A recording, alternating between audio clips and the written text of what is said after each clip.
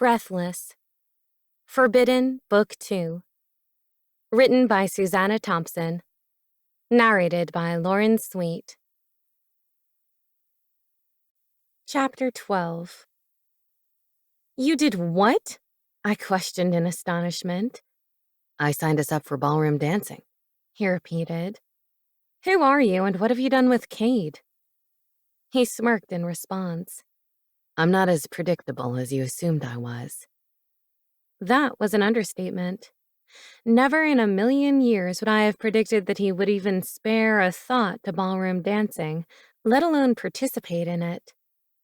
Why would you sign us up for that? You don't want to take ballroom dancing? He mocked me. I thought you loved to dance. So it was just a way for him to undermine my assertion that dancing was fun. He wanted to make me say something negative about it and prove that I wasn't as enthusiastic about it as I claimed. This plan was about to backfire on him, though. While I wouldn't have chosen to take formal dancing classes, I had no objections to them, and it would be fun to see Cade suffer through them. I do, I said. When's our first class? His smile didn't falter. This Thursday at 7. Great, I exclaimed with exaggerated enthusiasm. I can't wait. Me either, he said, and smirked at me again. My evenings preceding Thursday were spent doing homework. I also called Lauren to get a fresh perspective on my situation, and also to ask if she had any ideas on embarrassing Cade if he lost the bet. I felt more comfortable speaking to Lauren about Cade now that we were no longer in high school. Not that I had really worried about her gossiping, since she didn't seem to be as prone to it as the rest of Morgan's friends. Still, high school had been a much smaller social environment, and I had been more paranoid about people's judgment on my relationship with my stepbrother. Lauren had always seemed cooler and more mature than the rest of us, but I had still been wary of revealing too much to her. Now my reservations about talking openly to her had faded. She was not surprised to hear that I was dating Cade. Morgan told me about their secret plan for Cade to follow you to college, she confessed. I told her you'd be mad, but she said you'd thank her later. I haven't thanked her yet, I remarked dryly. But I'm not mad anymore. So, how is it being with him after such a long break? She asked. Different, I replied. Not the same as when we were in high school. But it's also kind of like we continued from where we left off before. That surprises me, she said. You make it sound so natural. I can't imagine trying to get back together with any of my ex-boyfriends without there being some awkwardness. There's just too much distance between us now. I realized that I had never felt that awkward distance with Cade. I had felt furious and hurt, frustrated and reluctantly attracted to him, exasperated with him, and even a bit of affection toward him when I saw him with Noah. But I never felt distant from him, and it stunned me to realize that. I had been extremely upset with him when we broke up, and we had been living on opposite sides of the country for 2 years, so there should have been a widening distance between us. Yet there wasn't. We had never been uncomfortable or awkward with each other. From the beginning of our interactions, there had never been any reserve or hesitation between us. We had frequently been confrontational, often intensely attracted, and sometimes warm and playful, but never distant. Now that I thought about it, it was astonishing how easily we had resumed our relationship, and it did feel like a continuation rather than starting over.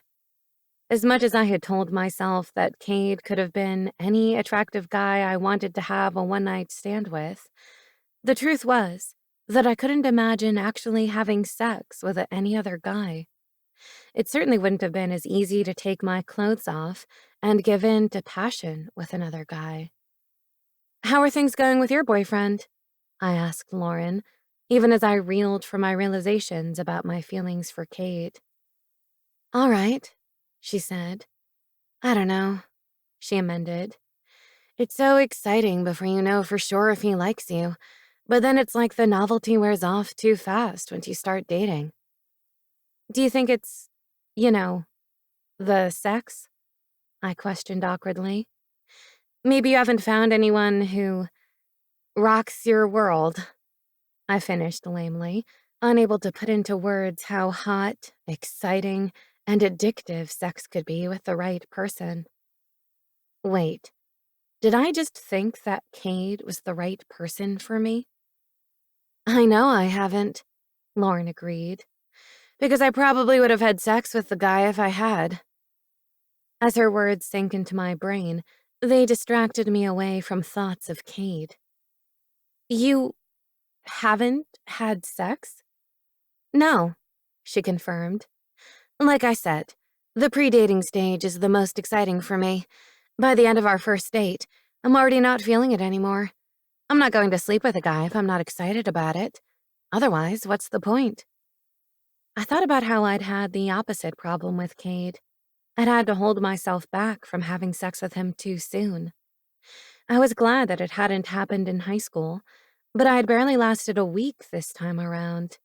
Our relationship seemed to be going in reverse now. We'd started with sex, and were now attempting to date.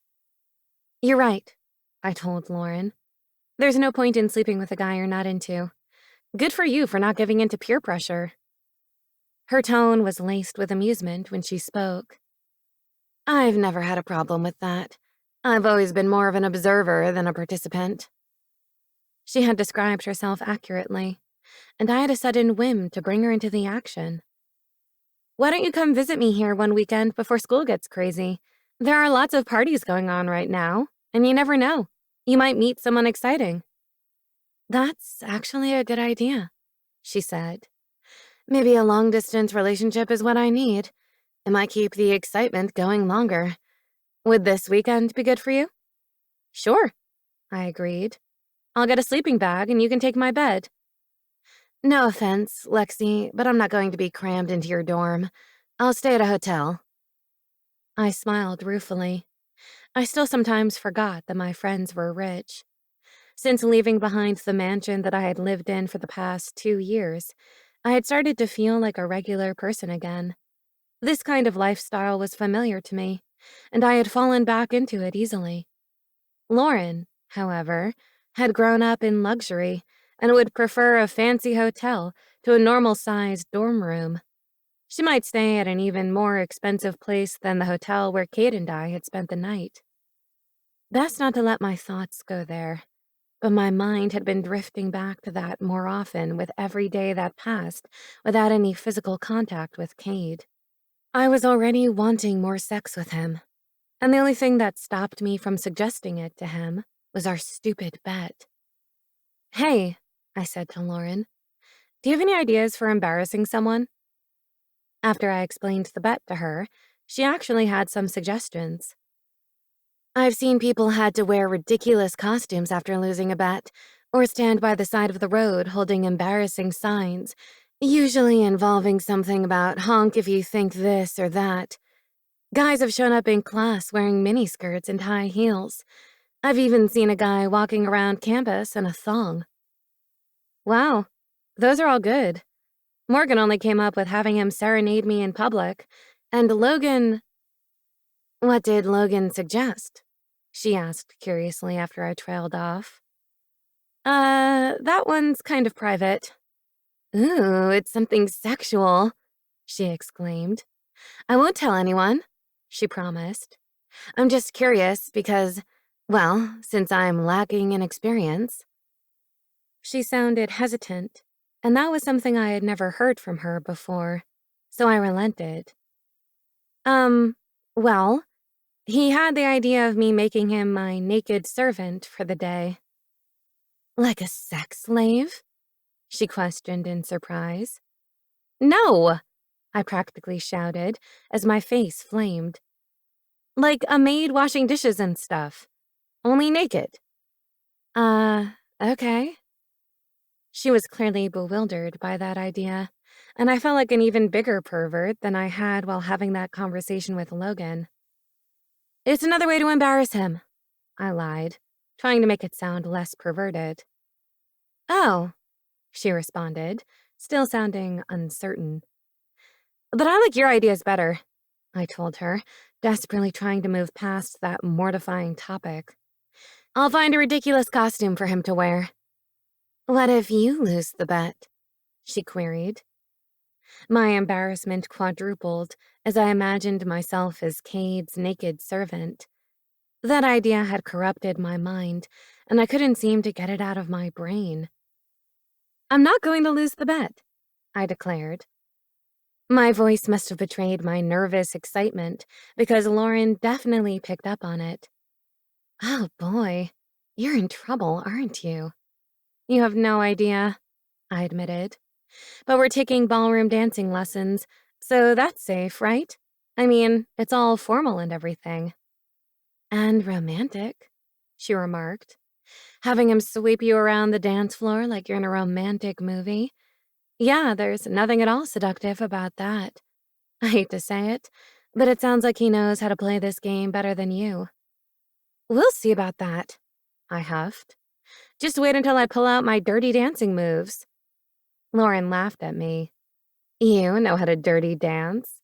She questioned doubtfully. Well, I saw the movie, and I'm sure that I could pick up the moves if I watched it again. I can't wait to see that, she said. It's gonna be a fun weekend. I'll call you on Friday after I check into the hotel. After I got off the phone with her, I looked up the scene in the movie where Baby learns how to dirty dance. Thinking about doing that with Cade only made me start imagining us moving from suggestive dance moves to actually grinding our pelvises together before removing the barrier of our clothes. I wondered if Cade was having sexual thoughts about me too. Surely he would be the one to give in first. He had been trying to seduce me from the start. When I thought back to high school, I remembered that it had always been him making the first move. He wouldn't be able to hold out for very long before he made a move on me again. I had lived without sex for years before having it with Cade, and I could easily live without it again. Winning this bet should be easy for me.